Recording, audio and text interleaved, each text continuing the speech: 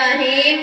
سرمایہ حیات ہے سیرت رسول کی، سرمایہ حیات ہے سیرت رسول کی، فلاح کائنات ہے سیرت رسول کی۔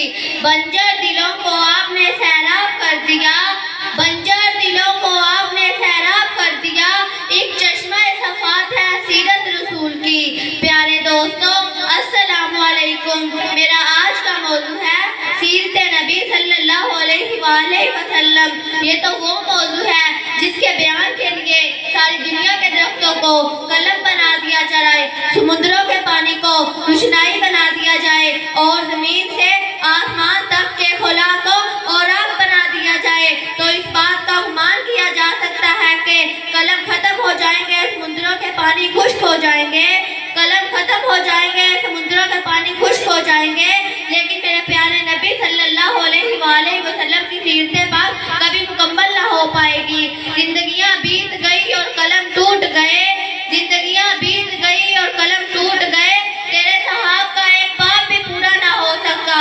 جناب صدر، ایک مومن کے لیے، ایک مسلمان کے لیے، ایک کلمہ گو کے لیے نبی کریم صلی اللہ علیہ وآلہ وسلم کی ذات گرامی ہر لحاظ سے مذکور و محور ہے۔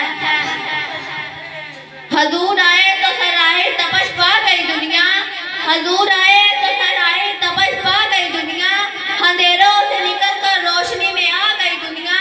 حضور آئے تو انسانوں کو جینے کا شعور ملا، حضور آئے تو انسانوں کو جینے کا شعور ملا۔